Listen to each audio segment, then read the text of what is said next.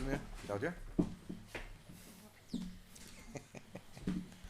Herzlich willkommen im Außenminister. Welcome to the Federal Ministry of Foreign Affairs, to the press conference on the occasion of the visit of Minister Jan Lipavský.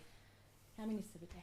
Ladies and gentlemen, dear Jan, it's a great pleasure to have you back in Vienna after our C5 meeting only a couple of weeks ago. Although looking back at our last meeting here in Austria, since then you have the feeling the world has unfortunately changed to the worse. On October the 7th, we all had to witness events we had not thought possible anymore in the 21st century. The horrendous and inhumane attack by the terrorist organization Hamas on Israel was truly a shock to all of us. And we all know that we still have 500 kilometers away from here a war raging on our continent. You could say that Europe is truly surrounded by a ring of fire, and this ring of fire is tightening, reaching from Ukraine, Nagorno-Karabakh, now Israel, the Sahel region, and we shouldn't forget about the tensions between Pristina and Belgrade, which cost life too recently. And in these times of crisis, Austria and Czech Republic are true friends and partners. We know that we can count on each other, and we know also that we have to close our ranks in the defense of a rules-based international system, in our defense of freedom and humanity, and in the fight against, you could call it neo-imperialistic approaches or terrorism. And in this sense, we share this full sense of solidarity with Ukraine and with Israel in the right of self-defense.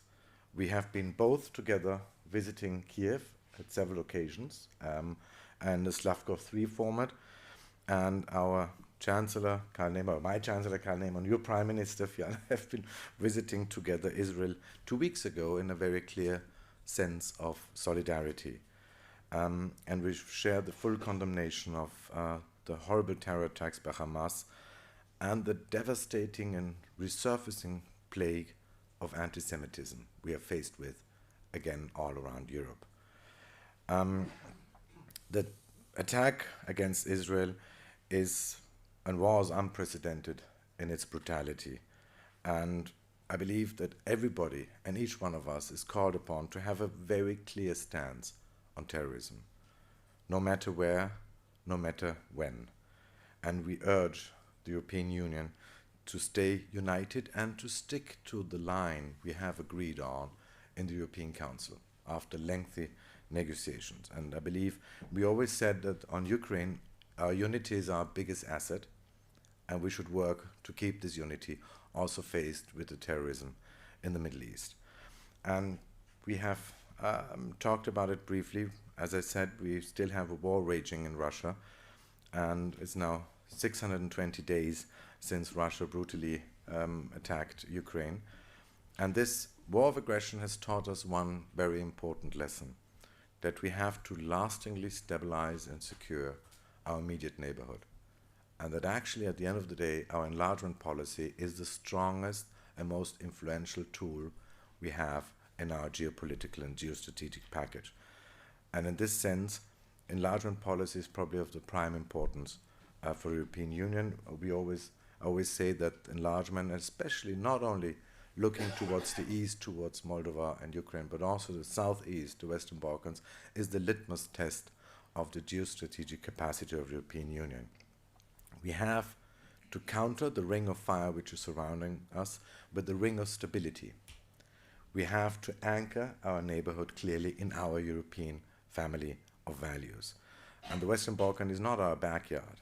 It's our patio. It's surrounded by EU member states. Any challenge there, any security issue there is a security challenge, is a security issue for us too. And as both members of the Friends of the Western Balkan, we very clearly call for a clear signal by the European Commission in the reports being published, I believe tomorrow, not only towards the east of our European Union, but also the southeast, especially concerning Bosnia and Herzegovina. And there's another topic which keeps us both busy recently, that is the common challenge of migration, illegal migration. And I just want to say last year, Austria has been unluckily the country with the highest number per capita of asylum applications on continental Europe. And again, this year, the numbers are way above the long-term average. And I truly value the close cooperation between the Czech authorities and Austrian authorities in this area, especially also regarding the temporary border controls.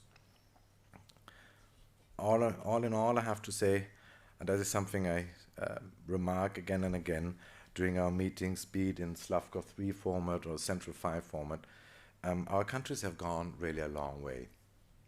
I still remember, as a young diplomat, that at the time, a couple of years ago, not so long ago actually, every trip of an Austrian minister to Prague was, you could say, an obstacle course, navigating delicate subjects,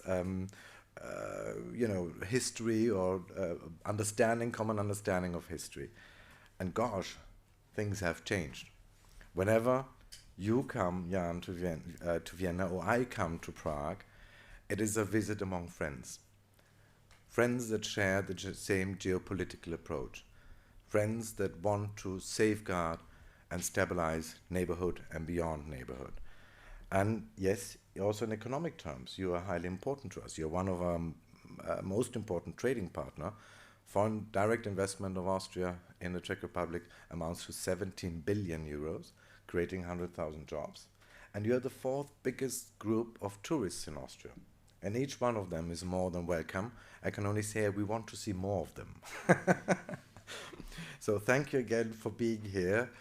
Not as a tourist, but as a colleague and working. But it's always great to exchange and talk with you. Thank you, Jan. Dear Minister, dear Alexander, thank you for your warm welcome here in Vienna. And I have to confess, I like to go as a tourist to Austria too. Not only for skiing, maybe for even climbing or the other activities.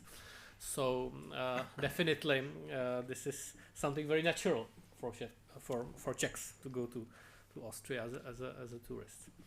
But on a serious note, today's meeting is my first bilateral visit here in Vienna, even though we have a very frequent and actually I should be mad for that. very frequent opportunities to meet, to discuss, because we have a very active Slavkov cooperation, which we today agree that it's our interest to continue, as well as we have a lot of opportunities to meet on the sidelines of different kind of events, like regular Foreign Affairs Councils in Brussels and Luxembourg. And we also here to attest to the extraordinary good and dynamic Czech-Austrian relations, which is given not only by the geographical proximity and by our neighborhood, but also by the ability to find a lot of common priorities in our foreign affairs relations. And I have to say that we are not living in an easy world. I do say that we live in a world of global confrontation, and it's a world where our common view of rules-based international order, values, and support to Ukraine or Israel, it's of the most importance. So thank you very much for this cooperation. Thank you for the friendship which between our countries, and I think even between ourselves is helping to navigate in these murky waters. Also, we discuss very regularly issues of the European affairs. Especially, I'm glad that we cooperate on the matter of enlargement. So this is something which the EU needs to provide this unique perspective to countries of Western Balkans and also in Eastern Europe, because it is the European Union which provides the unprecedented level not only of prosperity but also security for its members. Speaking about Ukraine, I would like to mention that Czechia is a staunch supporter of the Ukrainian peace plan. We are also active in one of those groups on nuclear security. So I would like to also appreciate the Austria's active role in raising support for this peace plan. And it was Austrian representative Mr. Sobotka who recently attended Crimea platform, which took place in Prague. So also thank you very much for this strong sign of support. I mentioned that we are not living in an easy world. It's the issue of irregular migration, which is putting quite a lot of pressure on Europe. I understand that this is a very sensitive topic here in Austria, and I have to say that our countries and regionally we are very intensively working on this matter. And the difficulties, for example, which are brought by the renewal of controls also between on Czech-Austrian border, but between many other countries are something which put another pressure on our relations, and we need to be actively working to solve the issue as such. And I have to say that we are able to find a lot of common positions. So I'm also very thankful for that. Thank you, Alexander, for the opportunity to be here in Vienna. I would like to mention that besides our bilateral meeting, I also visited Diplomatic Academy, which is here. It's a big inspiration for us in Prague.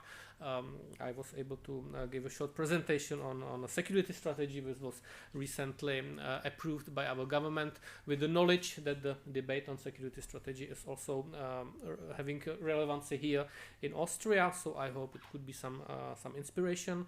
I was able to visit Komenský school, which for 151 years here is active in Vienna for Czechs living in Vienna, giving education and keeping their Czech spirit. So and I would like to also mention one thing that today afternoon in the embassy I will give Medal of Merit of the Ministry of Foreign Affairs to Martin Eichtinger, which is someone who really attested to work on good Austrian-Czech relationship, and I think we are now taking the fruits of his hard work. So really it's another attest of good Czech-Austrian relationship, and I would like to thank you for everything and for those opportunities, and we have a lot of work ahead of us. Thank you very much, Alexander. Thank you.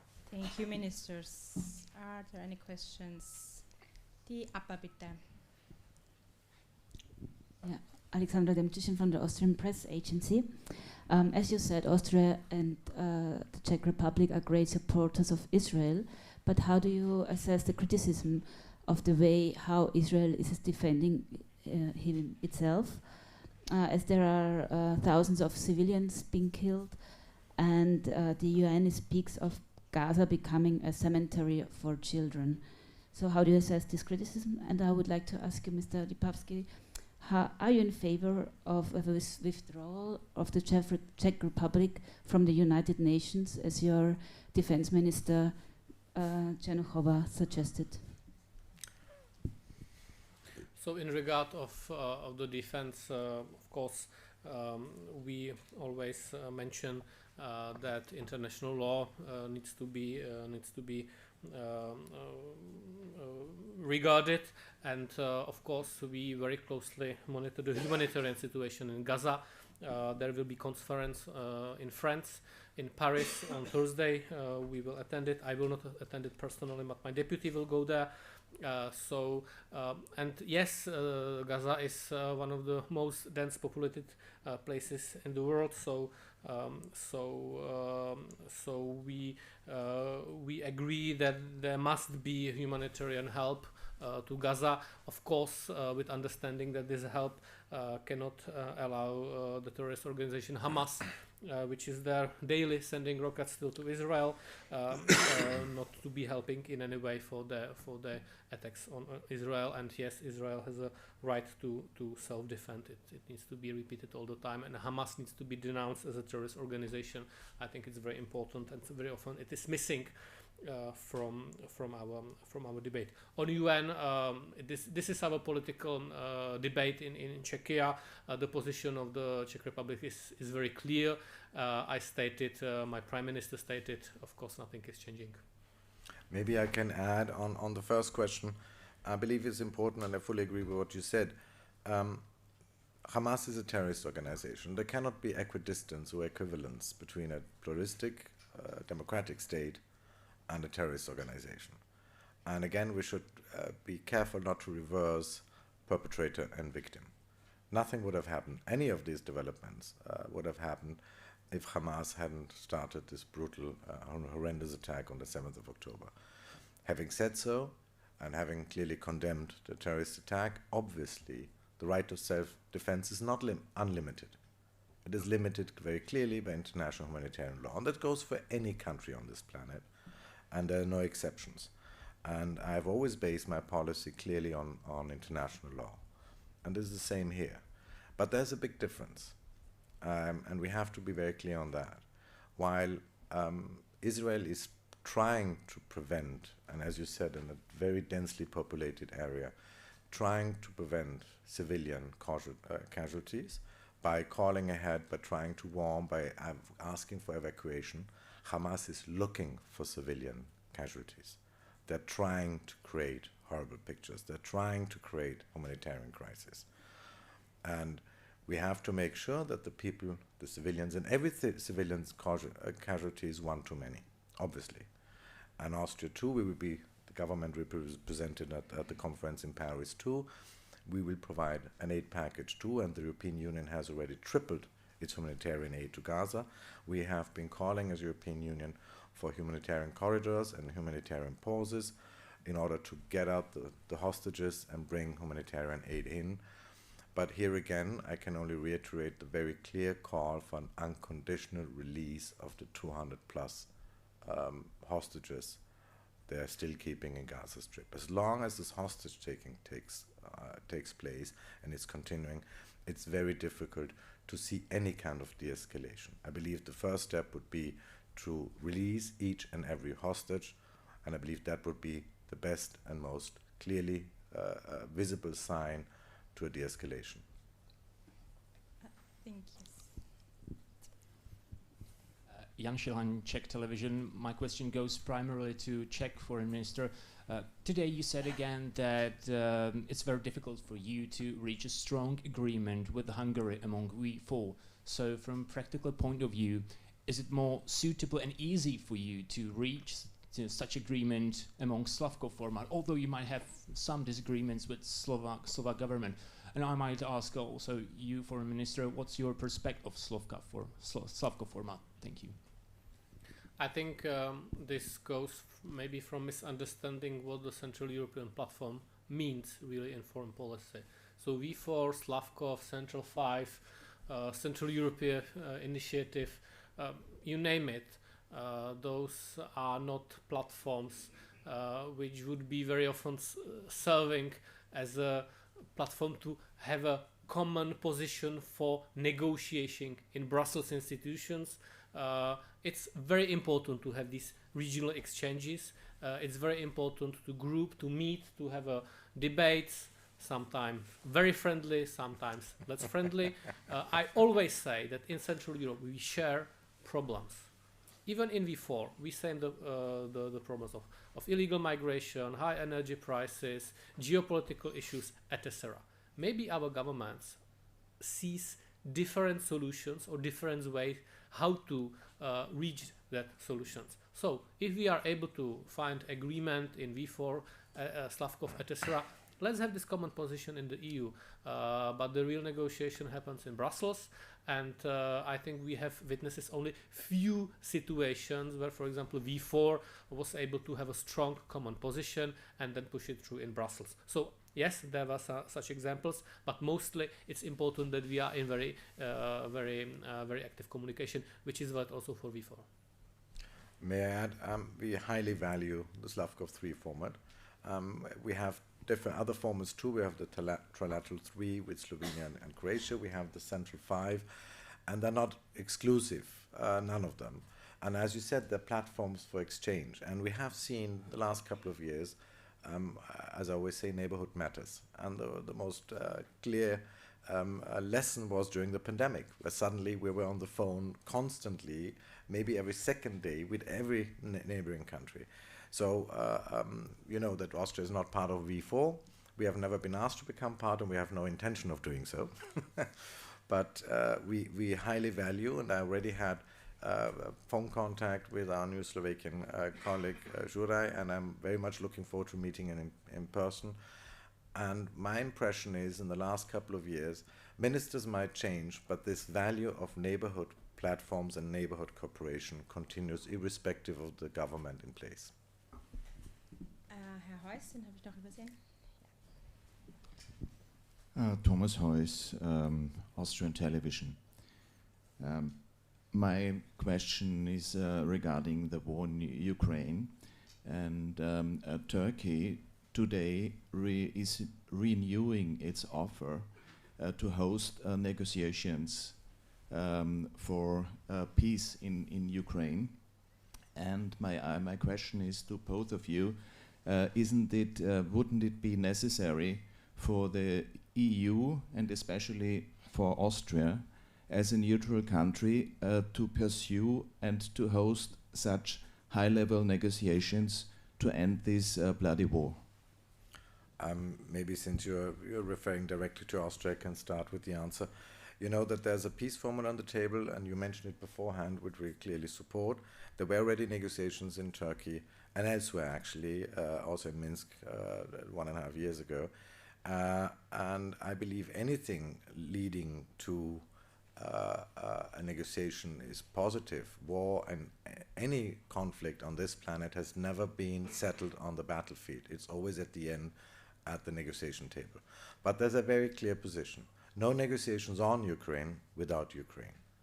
And for the time being, the one thing which is missing most, if you want to have a negotiation, it makes two parts. If you want to build a bridge, you need two shores. And they're not there. And the one biggest asset which is missing in the region is trust. And that is the biggest challenge we will have in the future, how to create a system where the people of Ukraine have the certainty that the neighbor will not attack again in a couple of years. We had an attack then in 2014, then again a brutal attack, war of aggression 2022. So this is the biggest hurdle we have. But yes, I believe there are ideas on the table, also presented by Kiev. They're valuable. And we all agree, I believe, that peace can be only done in the long run on the negotiation table. But we're not there yet.